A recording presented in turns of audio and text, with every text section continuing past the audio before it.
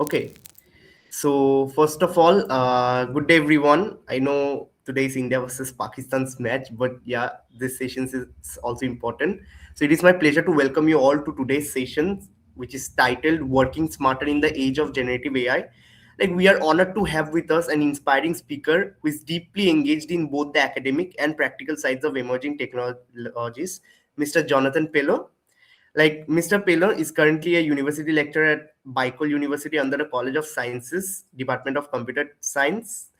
In his academic role, he focuses on the role of technology in modern society, professional development, and human connectivity, helping students understand not only how technology works, but how it drives social advancement. Beyond the classroom, he is also a generative AI associate at Inoda Knowledge Services, where he is a part of global team contributing to the development and refinement of large language modules and generative AI systems. His work includes creating and evaluating high quality training data as well as assessing model outputs for fluency. In addition, let me also say that Jonathan served as the campus organizer and CEO of the Google Developer Student Club at Bicol University, where he leads initiatives that empower students to grow in technology, leadership, and innovation.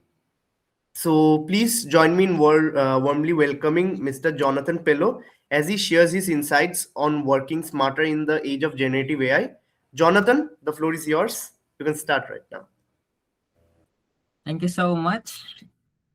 Good evening, everyone. Mabuhay from the Philippines. Let me share my screen.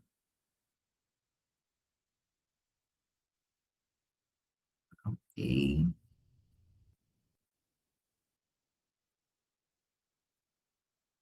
So, am I audible and visible? Yeah, you are. Okay. Thank you so much. So, once again, good evening. Before we begin, I want to know how you're feeling. So, let's use the Google Meet chat. And in the chat box, please type one word that describes how you're feeling right now. Just one word. It could be energized, curious, neutral, tired, or excited. Anything. Yeah. So we see here, Animesh said, yeah.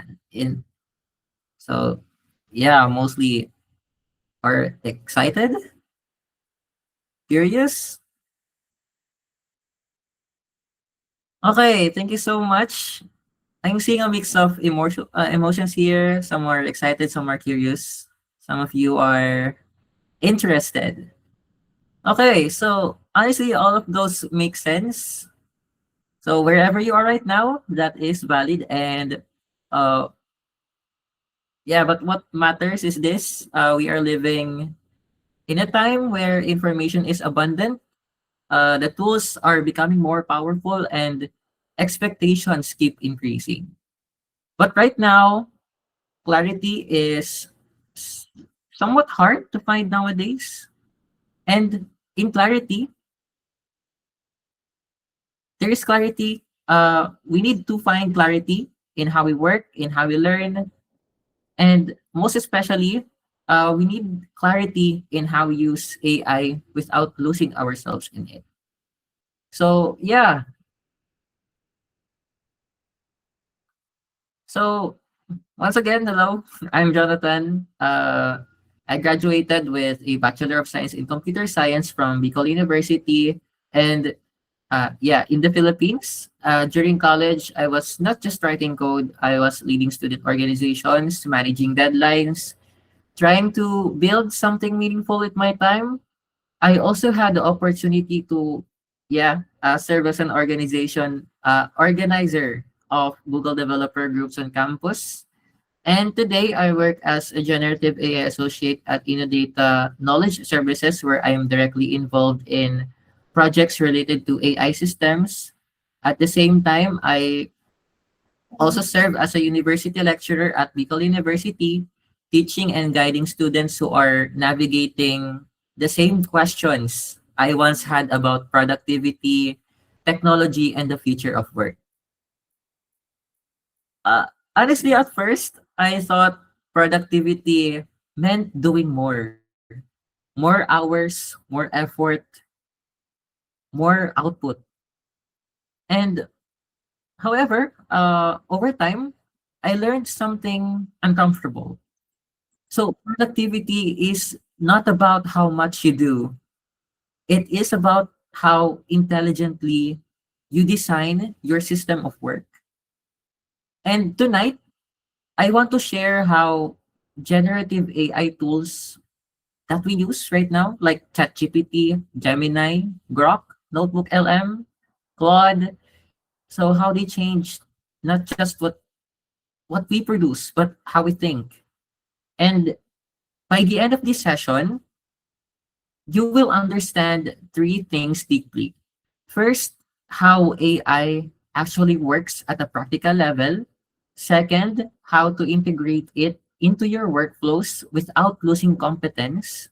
And third, how to shift from being a task executor to a system designer. Yeah, so someone commented here I look like a warrior in my picture. So that's actually called here sablay. We call it alampay. So that's like a uh an accessory or a symbol that we wear when we graduate. So that's called an alampay here in the Philippines, especially in our university at Bicol University. So yeah, fun fact. So yeah, here are some photos of my college tech journey. So I've been involved in a lot of communities. So I met a lot of brilliant people, a lot of visionaries, innovators. Yeah, and it was really great meeting them and being inspired by them. It was a great experience overall. So yeah, let's move on. I want to be honest about who I used to be. So I believe that being good at tech meant typing faster than everyone else, coding longer hours, sleeping less, grinding harder. So yeah, if I had 10 tabs open, I felt productive. I felt very productive. And if I was exhausted, I felt accomplished. But exhaustion is actually not an evidence of effectiveness. So let me ask you, how many of you have stayed up late working on something only to realize that the next day, uh, that your thinking was not even sharp or not on point? Yeah, so we have here. Yeah. Okay, so yeah, so this that was my normal. I confused activity with progress. So like we got lost in translation there. And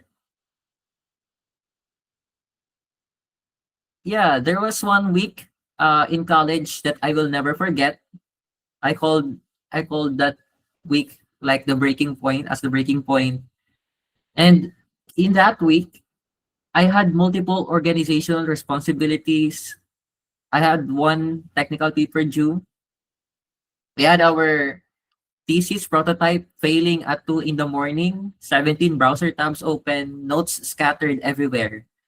I told myself, this is what hard work looks like. But at that moment, staring at my screen, I felt something different. It's not stupidity. It it was not laziness, but inefficiency. And that word changed everything. The problem was not my outputs. It was not my like it was not how I express my knowledge, but the problem was my system. And that was the emotional turning point. It wasn't burnout. It was simply awareness. So it was like ano, I felt like what I was doing it was very inefficient.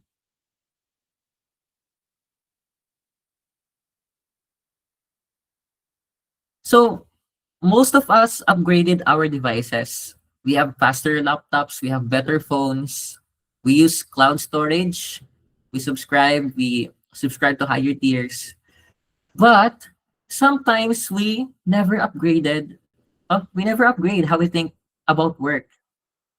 Usually, we still read everything linearly, we take notes manually, we research by opening endless tabs, and we solve problems alone before asking for help. So I ask myself again, what if productivity is not about effort, but architecture? What if I could design my workflow the way I design software systems? And that question opened the door to AI. So my first experience with AI, when I first used tools like ChatGPT, Gemini, and Claude. ChatGPT, I think it was way back 2021, 2022. But yeah, uh, I used these AI tools, these Gen AI tools casually. I asked them, summarize this. I asked them, explain this concept. And yeah, uh, asking asking the chatbot, the Gen AI tool, it really helped me, but it did not transform my workflow entirely because I was still thinking like a manual worker. I was outsourcing small tasks instead of redesigning the process. The real shift happened when I stopped asking, what can AI answer? I mean, the real shift happened when I stopped asking, what can AI answer? And started asking, where in my workflow does friction exist? Friction meaning if there are bottlenecks, if there are inefficiencies like that. That difference is subtle but very powerful. So yeah, so let's clarify some terms. So we're on the same page. Artificial intelligence or AI refers to computers simulating human tasks. For example, recommending movies, checking grammar, or predicting traffic patterns. Machine learning or ML, it is a subset of AI that learns patterns from data to make predictions. Spam filters, predictive texts, and recommendation engines are all examples of ML. Then we have generative AI. So it is a type of AI that doesn't just predict or filter. It creates new content, whether text, code, video, or images, based on learned patterns. So tools like ChatGPT, Gemini, Grok, or Cloud before, so they fall into this category. So yeah, perhaps all of us have already used ChatGPT, Gemini, or any other tools. But here's the key insight. AI predicts patterns. It does not think like us. It doesn't have intuition or context in the human sense. And understanding this changes everything about how we interact with it and how we design our workflows with it. And I'd like to share to you also this simple analogy. So I call this the smart intern analogy. So imagine hiring the smartest intern in the world. So that refers to the AI that we use. So this intern works instantly. So it never sleeps. It can draft reports in seconds. It can generate code immediately. But sometimes this intern makes assumptions. So that's what we call hallucination. Sometimes it fills gaps incorrectly. Sometimes it sounds convincing but lacks depth. So would you let that intern run your entire company without supervision? Well, of course not. Because yeah, we don't want to let an intern operate without supervision. So it is our job to supervise, to guide, to validate, to refine, to direct. So basically, in the age of generative AI, this is an emerging trend that this will be our role in the future. So we serve as supervisors of AI. So we validate their outputs, we guide them, we refine them for them to have the desired outputs.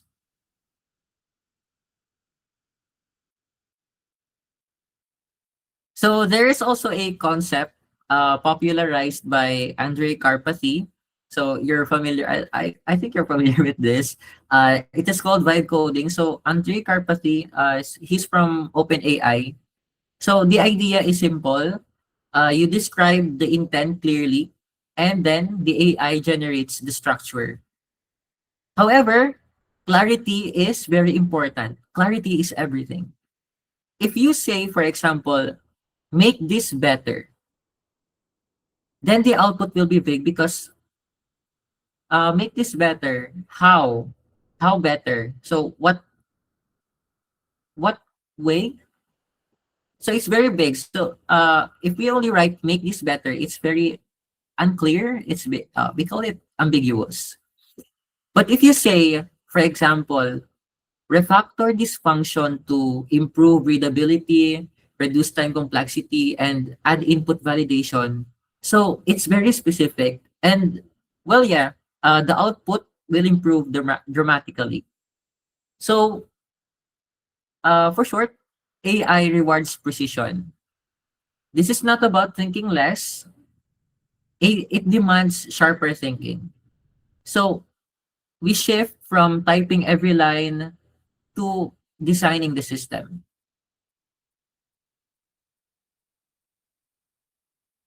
Then we also have here, yeah, we have an example here.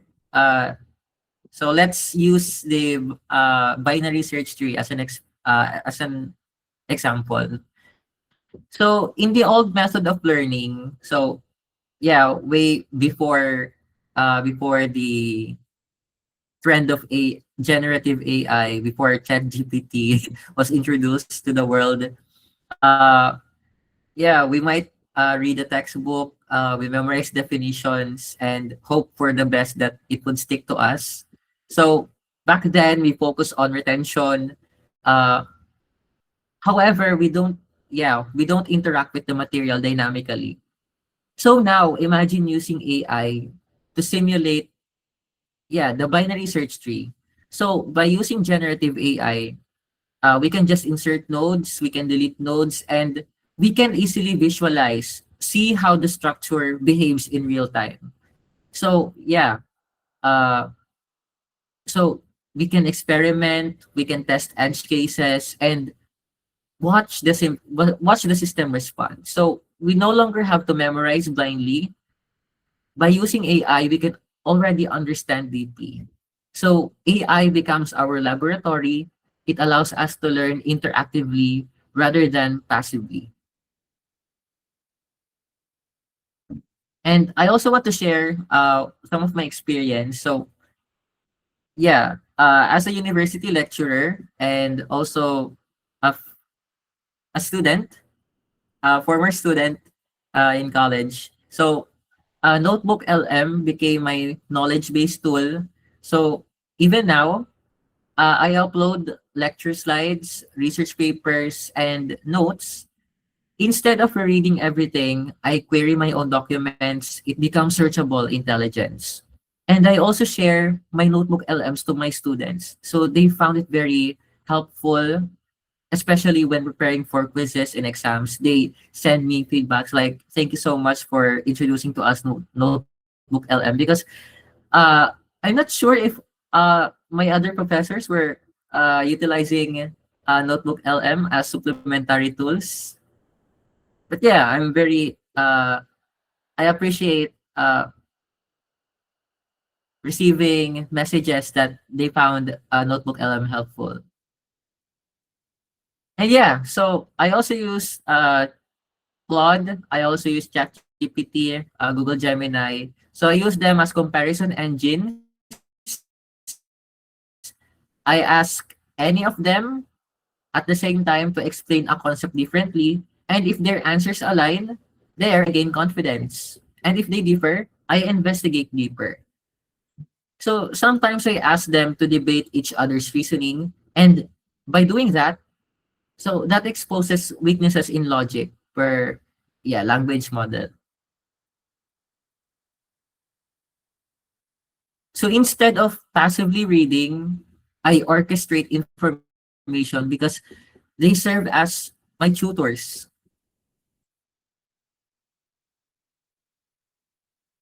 So AI, when used intentionally, it makes learning dialogue based instead of solitary. And I would also like to share, my AI productivity loop. So my process now follows four phases. First, we have ingest. So uh, by ingest, I refer to uploading content and extracting core ideas quickly. So I use Notebook LM primarily for ingesting. So we can through Notebook LM we can extract core ideas very quickly. And second, we have synthesize. So I compare explanations, test the consistency of the information, and locate if there are any gaps between the knowledge. So I use uh, multiple platforms for this. Primarily, I use ChatGPT and Gemini to cross-check. So yeah, that's for synthesize. And third, we have the apply. So by apply, I mean I generate simulations. I use these tools to summarize my own explanations to test me, to quiz me or summarize my own explanations. So yeah, it's very helpful, especially when preparing for mock exams, for finding ways how to optimize our codes, for optimizing codes. So this turns learning into iteration. We also have reflect. So yeah, I quiz myself using these tools, especially with Google Gemini. So it's very it's already packed with educational functionalities like flashcards, tools, Notebook LM included. So yeah, this turns learning into iteration, and iteration is how engineers improve systems. So why not also apply that to our own brain? So why not try to be iterative?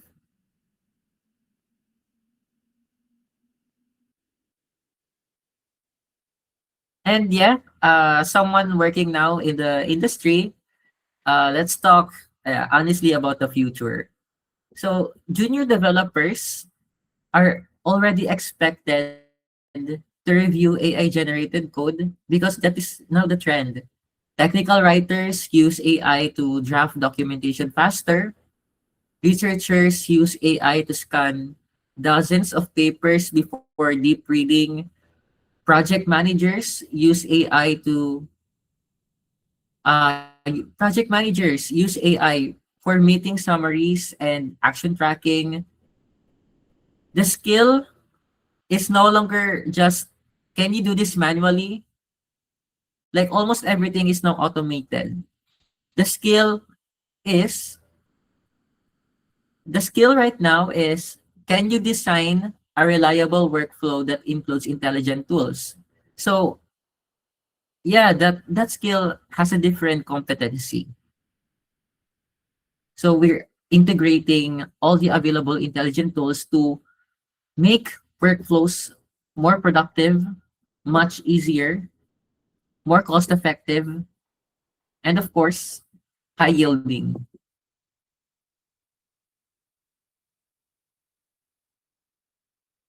So AI amplifies who we already are. So structured thinking plus experimentation. So it equals to advantage. So now let me slow down here. So there's also risks. Ayan, there's also risk. AI reduces friction. And when friction disappears, sometimes depth can disappear too. If you generate answers too quickly, you may skip the struggle that builds intuition. And if you copy without verifying, you build dependency instead of mastery. AI can make you appear competent before you are competent. And that is dangerous. So, here's the rule that I follow. If AI generates something, I must be able to explain it without AI.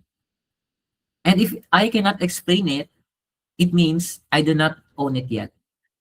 So, like it's a matter of balance. We need to master that knowledge, and for us to not be fully reliable, uh, I do not. It's a dangerous thing. It's a dangerous thing to be reliant towards AI. And we also have a question here. So some of my students actually ask me this. So will AI replace students? The question is not whether AI will replace students. The question is whether students who understand system design will outperform students who rely only on effort.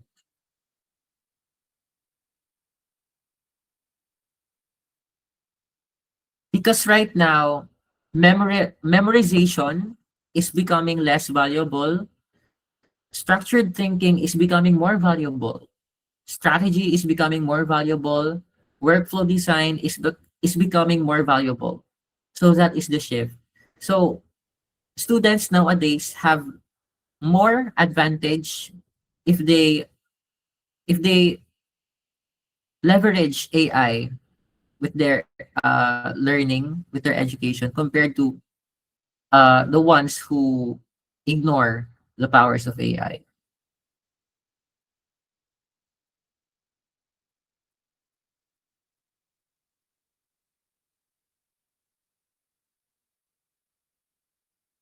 So yeah, I'll give you here a challenge, just to try to see if you can improve your workflows yourselves. So you can pick one process you do regularly. If there is a process that you can automate, and then you can map the step-by-step processes. You can map your steps, and in those steps, try to identify if there are friction points, and then you can do something about those friction points. You can use AI. You can introduce AI to solve those, or uh, yeah, give resolutions to those friction points, and then you can measure those improvements. So we approach this in a systematic way. So we divide our processes into components, step by step processes.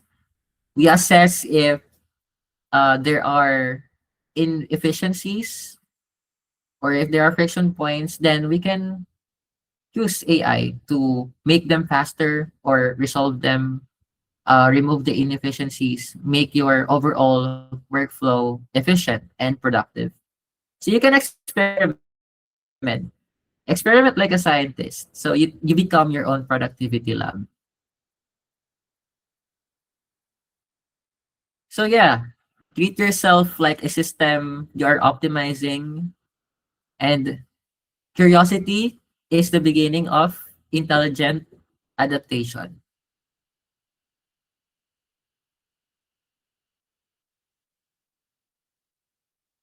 So I used to believe that hard work meant exhaustion.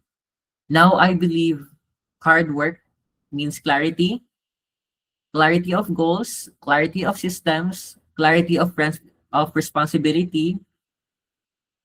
And AI does not remove responsibility, it increases it, because now we are not just a worker. We are the architect of our cognitive system. And in the age of generative AI, the people who win are not the ones who type the fastest. So they are the ones who design the smartest. So that is how we evolve. So to put simply, smart work becomes the new hard work. So that is all for my uh, talk. Do you have any questions? Yes, Diptanil? Yeah, so Jonathan, I had a question. That is, like, we use multiple AIs to do our tasks, like for college works and all.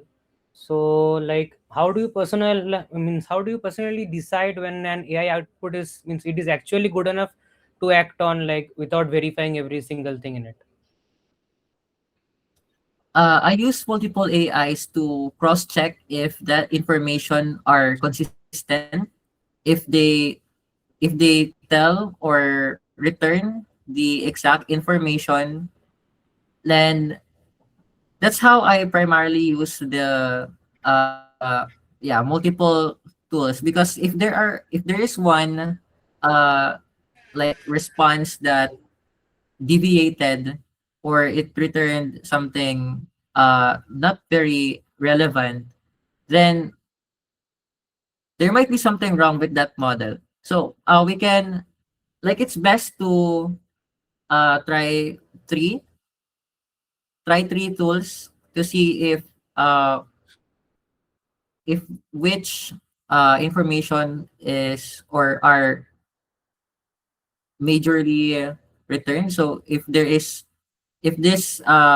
are more models that return this information compared to the other model that deviated, then it means there might be a problem with that one model that deviated. We can also cross check in we can also side search in other search engines like Google and see references, reliable sources to, yeah, double check. Okay, okay. Thank you, thank you.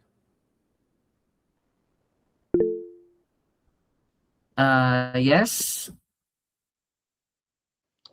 Jonathan, I have a doubt that the good prompt can be can give me the answer of relevant question to that question.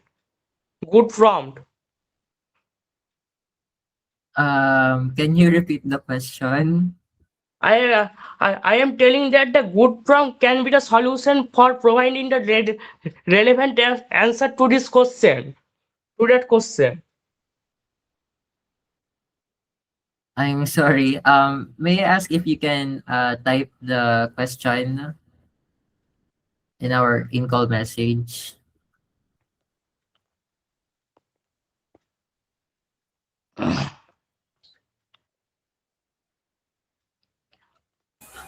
Jonathan, Ah, hello. yes. Yeah. Yeah, I also do have a question. Like, I attended your session, so I also had a question about it. So, like how Diptunil has said that many people are like using AI on their like projects in college projects and all. ঠিক আছে? So, Jonathan, what are some common misconceptions people have about like Gen AI, and how can we like approach these technologies more responsibly?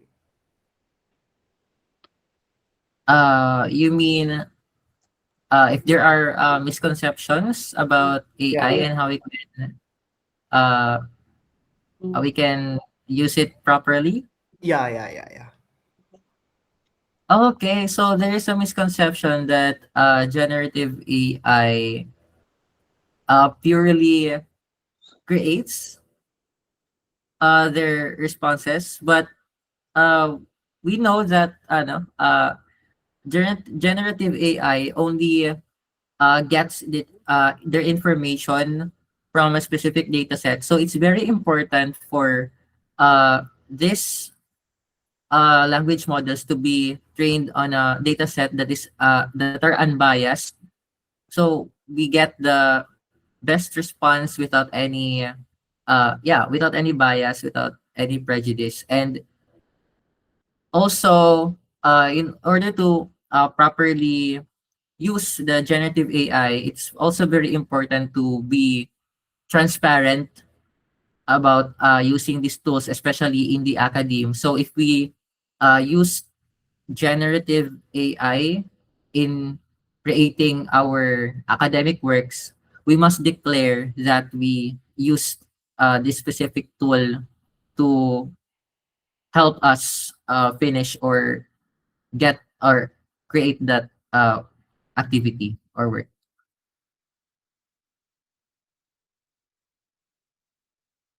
Okay. That's great. That was a like really good explanation. Yeah, I got it. Okay, thank you so much. Okay, so we have here Animesh in the comment. I am saying that can providing good prompt to AI helps provide relevant information to the provided question. I think having a good prompt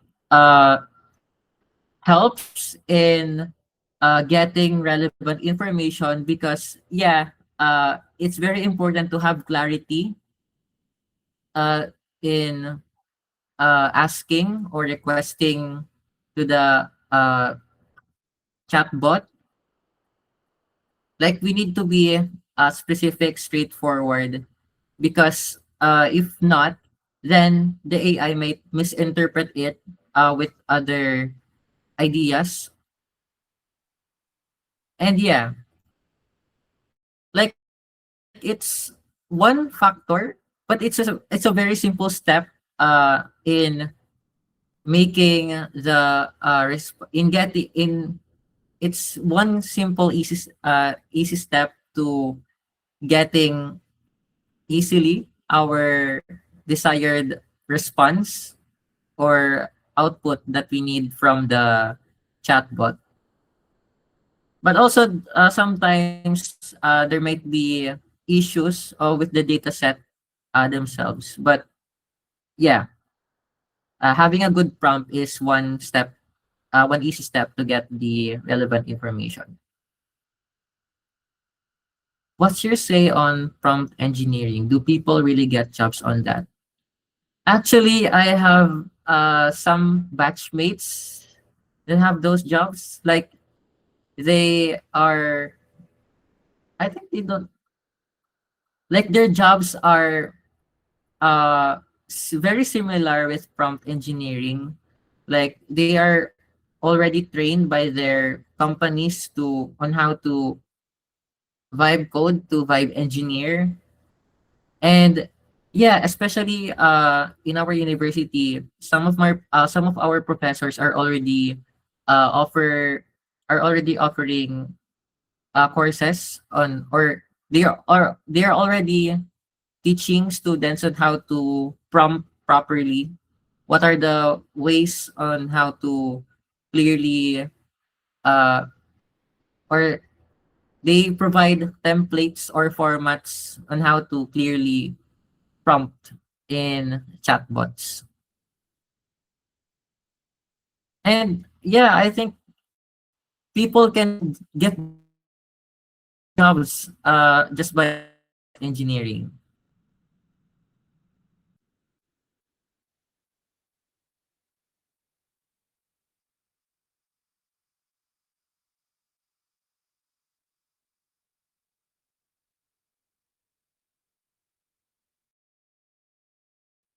So do we have other questions?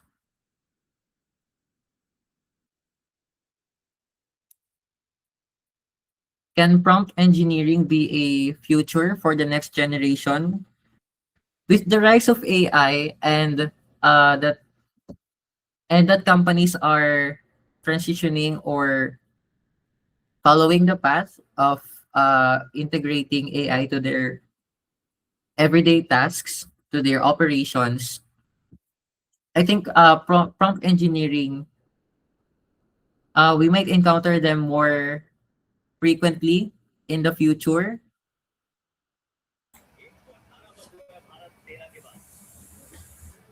because that's where the trend is going right now.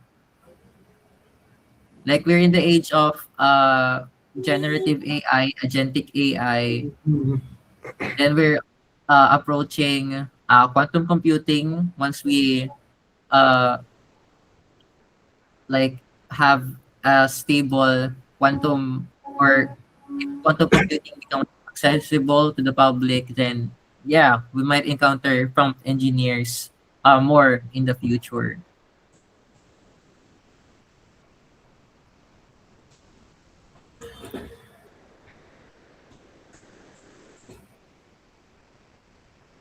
Okay, guys. Does anyone have any questions to Jonathan?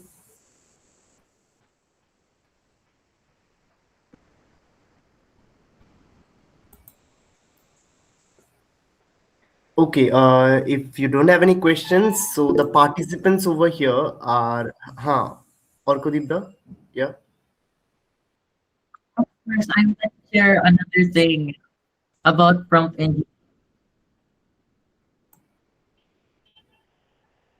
Hello. Yeah, yeah. I also one thing. I have one another thing to share about prompt engineering. Actually, uh, our company has a line of business that is related with prompt engineering. So, we train data, or we annotate just by prompt. Yeah, we're engineering prompts to make quality data sets, and they're like fair. They're being paid fairly. So yeah, that would be all.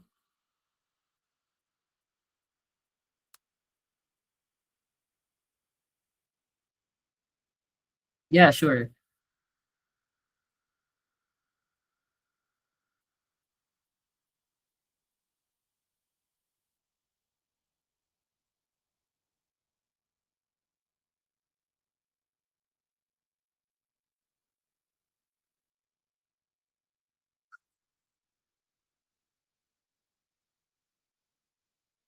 Okay, in order to like thrive in the future with generative AI, first I think we need to build the technical skills, like know the basics of programming, and yeah, the technical side we need to improve them. We need to know the fundamentals first. We need to strengthen our foundations. And then another, we need to improve our communication skills, because uh, the way we express our ideas should be very, uh, it should be, it is important, because that is how we will market. This is how we'll pitch to other clients or investors, in order for us to get the resources that we need to like expand or develop a certain project. Also, we need to be updated with the news, since the technology is like very rapidly evolving. So we need to be updated with the latest technology, because sometimes like almost every week there are new technologies that are emerging, or yeah. So with all those things, I think those are the essentials that we need. We need to upskill uh, in order to keep up with the future.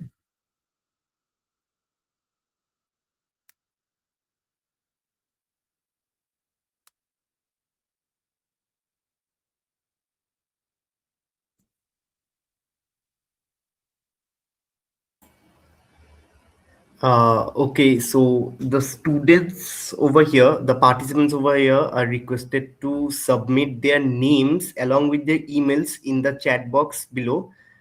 We will be providing with certificates for this session to your respective emails. Then, so you are please requested to submit your names with emails over here.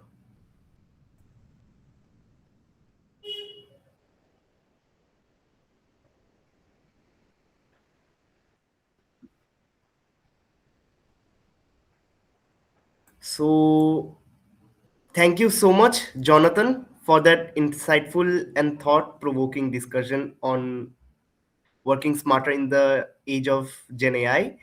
On behalf of everyone here, we would like to express our sincere gratitude for sharing your expertise and experiences with us. Your work in academia, generative AI development, and student leadership is truly inspiring. Like, let's give Jonathan a virtual round of applause for this great session. Yeah, and also many of you were not here. His singing skills were also very good, so that's also really good of your Thank song. you so Yeah. much. Thank you so much. It's great meeting you. Nice. Like, yeah, to Thank all our you. participants, thank you as well for taking the time to join us today. We hope this session has given you valuable insights and practical ideas that you can apply in your own academic and professional journeys. Like, we look forward to seeing you in our future events, and have a wonderful day, everyone. Yeah. Thank you so much. Have a great night. Yeah, Jonathan, you also have a great day. Have a great night. Good night, Jonathan. Yeah.